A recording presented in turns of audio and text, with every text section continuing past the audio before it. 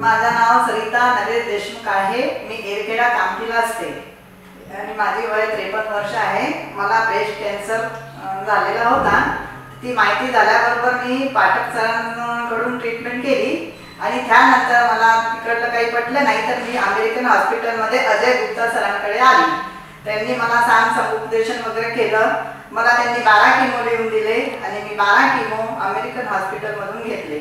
ते किमो day care मधल्या sister मला खूपच छान वाटल्या। आम्हाला काही किमो लावता वेळी आठवड्यातून एक वेळा मी येत गेली, पण मला असं माहिती नाही पडलं की माझे 12 किमो केव्हा संपले।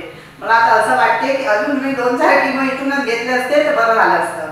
आणि याची नंतरची ट्रीटमेंट मला इथंच घ्यायची होती, रेडिएशन। फक्त मी ऑपरेशन बाहेरून केलं कारण माझी ओळख तिथं होती आणि थोडं जवळ पडत होता मला म्हणून।